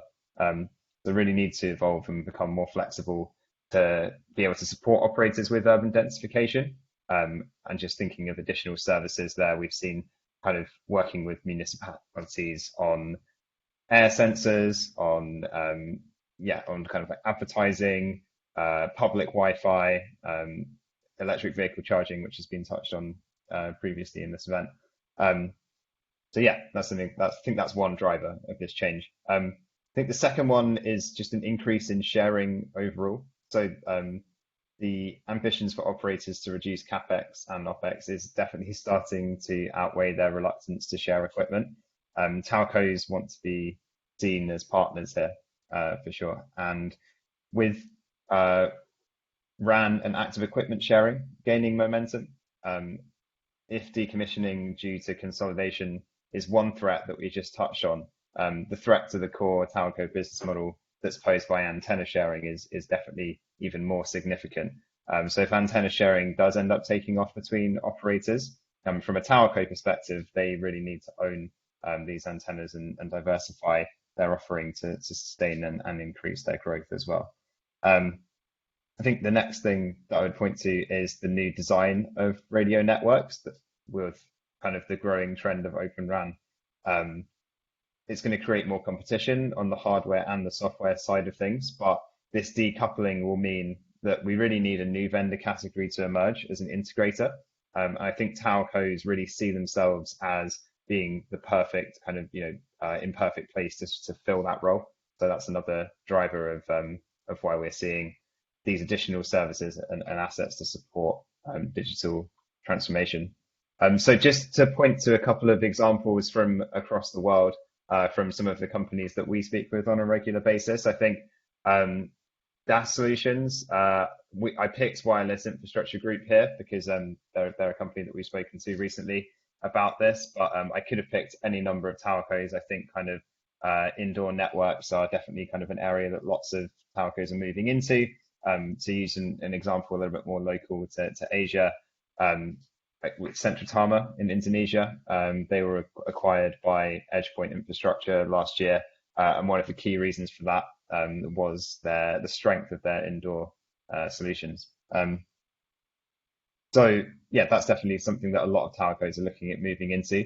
Crown Castle is another one that I wanted to point to. So on the small cell and fiber side of things, Crown Castle ended 2020 with around 50,000 small cells.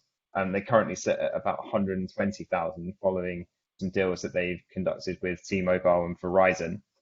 So pretty significant numbers there. It actually ends up being that 70% of their total small cell volume has been booked in the last 12 months. And Crown Castle are one of the firms that are really kind of like leading in this area. So for such a significant increase for them, it points that that there definitely is appetite amongst operators, and telcos that are able to assist with small cells have a pretty significant growth opportunity. But I wanted to use this example specifically because Verizon and Swift had previously merged and were decommissioning sites where they both had antenna, and this really had an impact on Crown Castle's, it would have had an impact on Crown Castle's revenue. But their commitment to small cells as a strategy here has enabled them to get a net positive out of that deal by the time that you kind of consider the decommissioning plus this new kind of on-port. So if they hadn't been prepared with these additional services, it might not have been so easy for them to have dealt with that financial loss. I think outside of consolidation, this just shows how important creative solutions are, maybe when it comes to contract renegotiations, pricing structures, and some of the trade-offs that you can expect there. But back to Crown Castle quickly. So lots of, on the fiber side of things, lots of telcos have said fiber is about kind of a necessity in the past. I think that consensus is changing. Crown Castle, Protelindo, again from Indonesia, the largest independent telco there, another good example of this. They see the same returns in fiber. They see it being the similar model as kind of neutral hosts and the opportunity for co-locations, and they see it as a real driver for growth. There are a few question marks around whether small cells will be used outside, which is one of the kind of maybe a counterpoint to what I've just said there. So far, all 5G investment that we're seeing in Europe has been on a macro layer. But if the use case for small cells does continue to pick up and they are expected to be used more frequently for outside networks, owning fiber is going to be really important in terms of connecting them up. So I think just being able to support 5G, again, their fiber and small cells, if they do evolve as we're expecting, will be very, very important. Conscious I'm perhaps going a little bit long here, so I'll try and get through the next ones reasonably quickly. So IoT and smart cities. This is actually something that I think India is doing a really, really good job in. Normally when I run this presentation, I do use Indus Towers and the work that they've been doing on smart cities as my example here. But with the brief of an international perspective, I've picked Task, who are until recently a pretty small telco that have recently moved into 3 new markets in the Middle East, or they're expecting to move in there very soon with some acquisitions. And they're also keen to position themselves as an enabler of the multitude of smart city projects and mega projects that are happening across the Middle East. To touch on Cellnex quickly, Cellnex actually kind of last year had a pretty big landmark deal with Qualcomm in Poland. So it was an instance of an independent towerco acquiring active equipment from an operator. First time that that's happened. So from speaking with Cellnex, we've understood that they're getting a lot of very kind of like interested operators kind of wanting to understand more about how that deal with Polkomtel is working. So definitely shows that there's an appetite, at least to explore that in Poland. The Cellnex's approach is that if you own the RAN, you can share the RAN, similar to how you share the passive equipment, and you can access the same efficiencies there. And it's another opportunity for MNOs to offload assets to towercos and then share it with multiple operators. Owning the RAN and managing it for one tenant is obviously a revenue source in itself, but the really key thing here is encouraging other operators to use that RAN as well. So I think that's a big kind of like focus for Cellnex at the moment. And then finally, just to touch on edge computing, I believe we use American Tower as the example here. They've spent billions of dollars on acquiring companies that have proficiency in data centers. Really see it as kind of like a key diversifying element for them. And I think the main thing with edge computing is that kind of towercos, it definitely is a little bit further away. American Tower definitely doing some interesting work, but definitely I would say one of the firms leading the pack here. And I think most towercos, probably American Tower included, are just trying to kind of work out exactly the role that they play in edge computing and provision of it. So yeah, that's it for me on an international perspective. I hope those examples and case studies were useful in terms of kind of framing what we've been discussing today against how infrastructure providers are evolving to support 5G across the world. And really appreciate again the invitation from the team at DIPA to join today. So thank you very much. I'll put my email address in the chat if anybody wants to kind of learn more about Tower Exchange or has any questions about any of the examples that I've shared. Please don't hesitate to get in touch and hopefully speak with some of you soon. Thank you, Jack. Fairly interesting session. Moving on to our last segment of the evening, we have on state perspective. Joining us today to share state's perspective, we have Niranjan Kumar Arya, Chief Secretary, Government of Rajasthan. Prior to becoming Chief Secretary, he's had multiple roles in the state of Rajasthan. He's held diverse positions for the state in the areas of finance, excise, taxation, transportation, agriculture, and planning department, amongst others. Sir, may we please request you to share your perspective on digital infrastructure vision for your state, Rajasthan. Thank you very much. Good evening to everybody. First of all, let me thank the organizers for having called me and given me a chance to speak. I would like to, first of all, congratulate DIPA, that is DIPA, and its members for having reached an important milestone in their journey.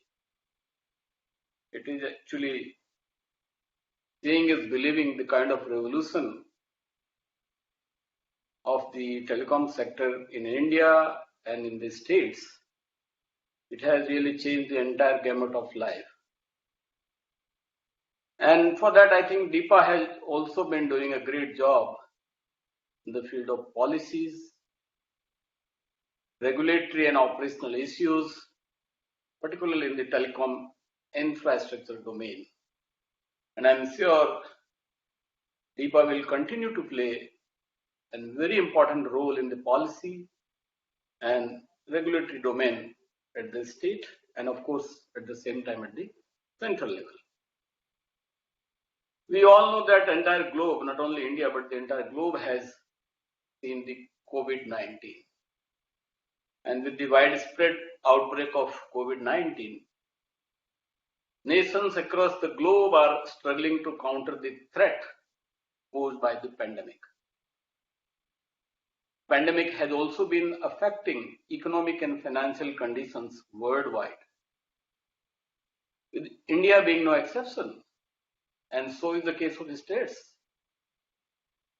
Sectors such as ITs, electronics, automobiles, entertainment, transport, tourism, and of course exports have seen tough times and are in a way in trouble due to the disruption in the global supply chain and their routine operations.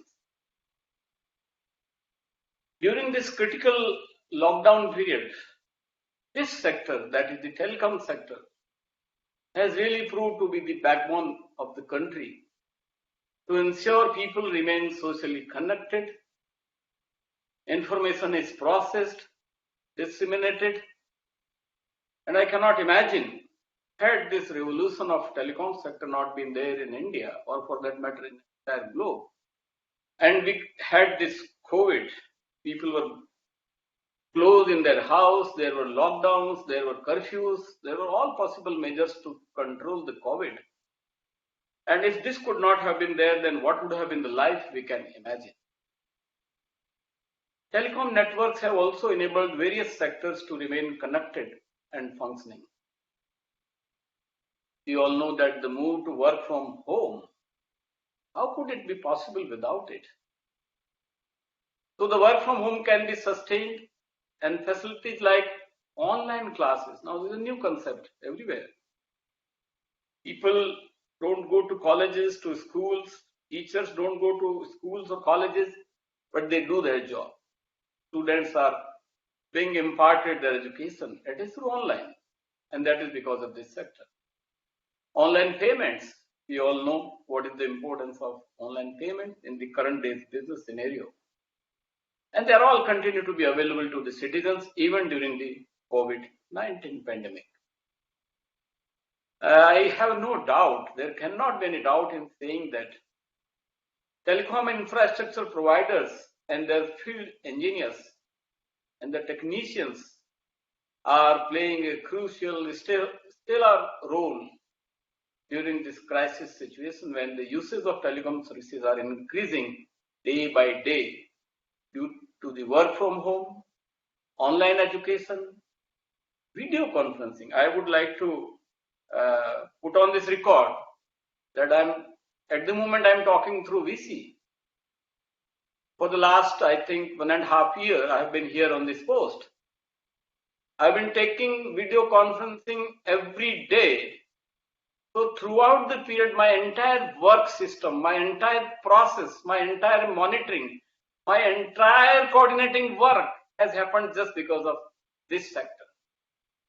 Every day I take VCs, connecting all my district collectors, taking their notes, monitoring their activities, instructing them, guiding them, and making the state go further in the development. So this video conferencing, and Mr. Dua is sitting here, he is a witness himself that the state level committee of this telecom thing, I have had 2-3 VCs with Mr. Dua, and we have tried to sort out the problems which the sector is facing in the state.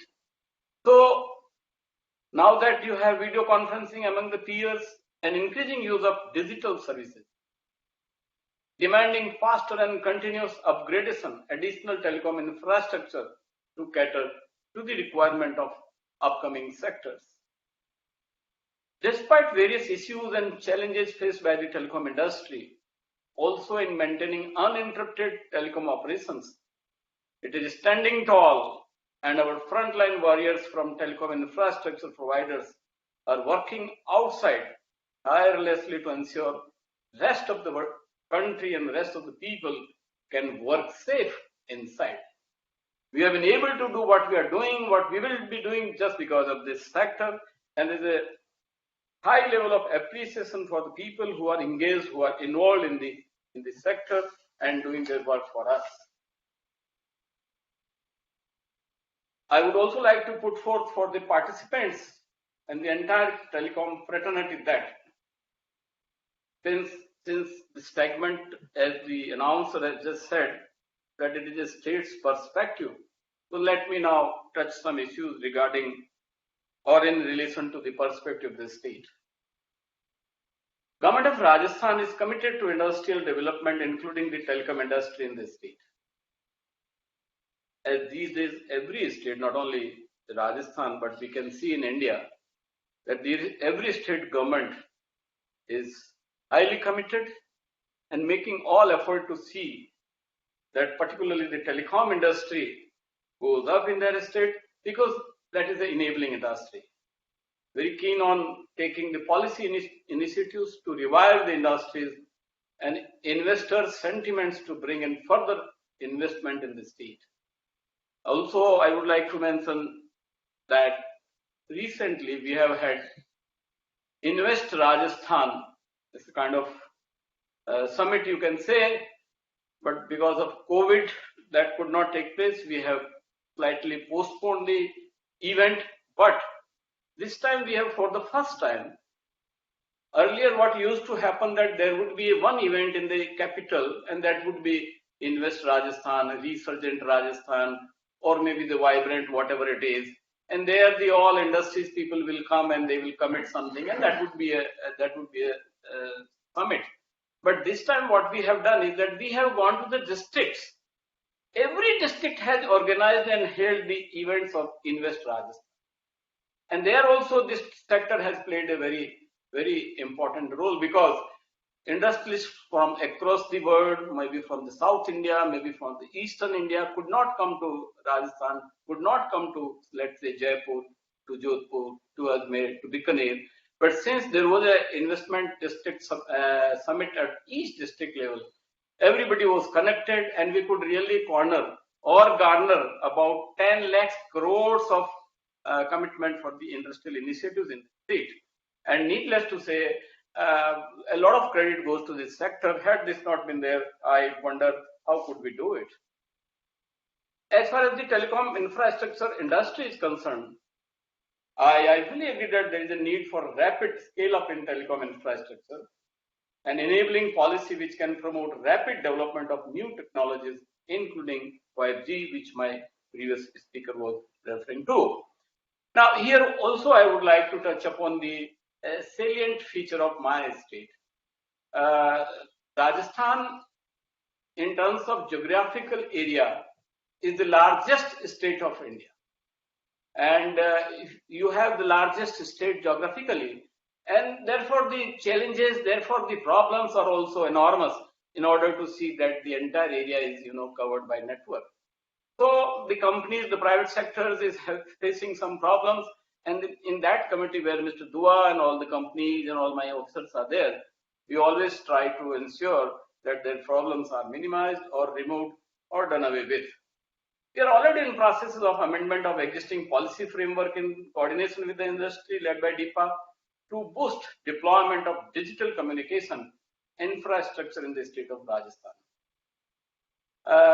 I would like to mention 2-3 things more regarding Rajasthan only. That is, Rajasthan is the first state across India to notify the right-of-way rules for the telecom infrastructure, dated 6th Feb sometime in 2017, with alignment of the state rules with the DOT guidelines of 2016.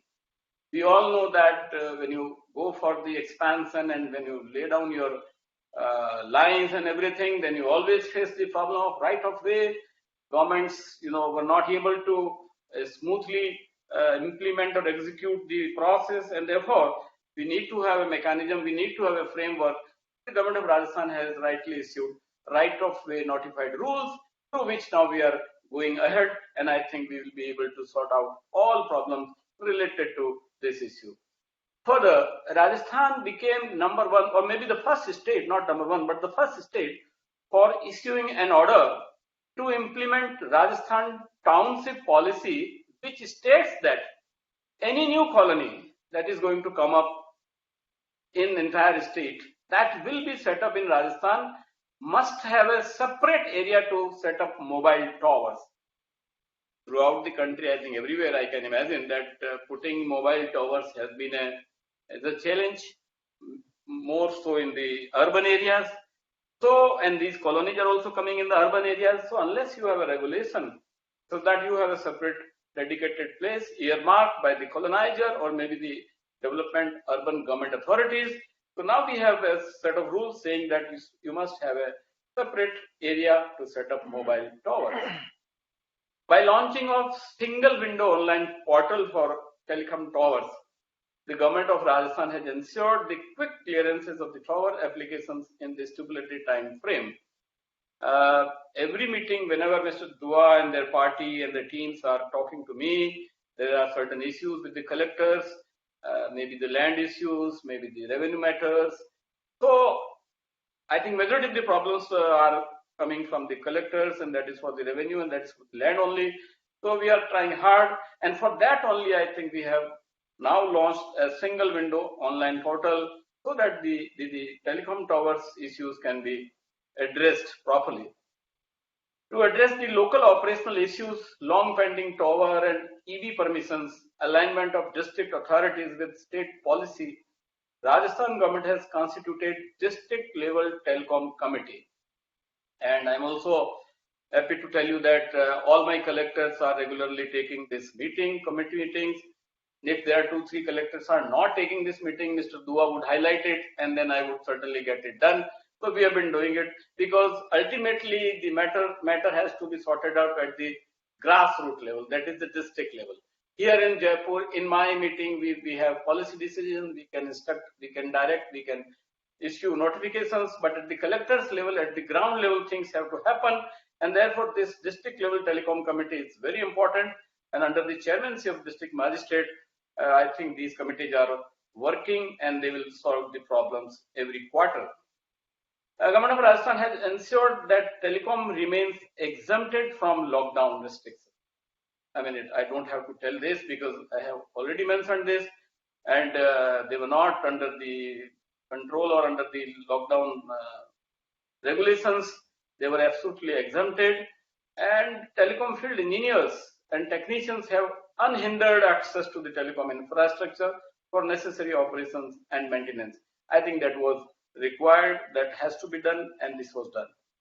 This is a critical given that on ground staff need continued access to towers for maintenance to identify potential risks and refueling for towers and using diesel gensets. Also, I need to mention that we have also designated a dedicated nodal officer from the state government for handling telecom related matters on priority basis, who can be contacted by the telecom infrastructure provider in the event of any difficulty. And his access, his number, his approach has been widely known to everybody. To any company, any stakeholder has any problem, he can always contact the nodal officer at his level. If problems are not addressed, then he can always talk to me or to the district magistrate. But we all ensure that the nodal officer must be in touch with the authorities and problems are sorted out. So all in all, I think we are also working in collaboration with DIPA for bringing out detailed guidelines for utilization of street furniture and revision of the existing rentals or uses of government electricity poles for laying overground infrastructure.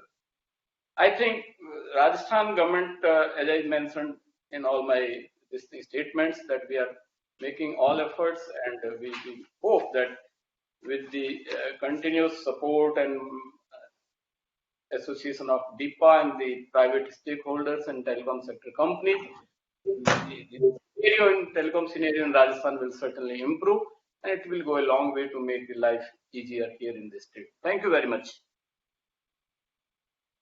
Thank you very much, sir. Moving on, we have with us to share a vision on the state of Punjab, Mr. Tejveer Singh, IS Principal Secretary, Investment Promotion, Commerce and Industries and Government Reforms, representing the state of Punjab.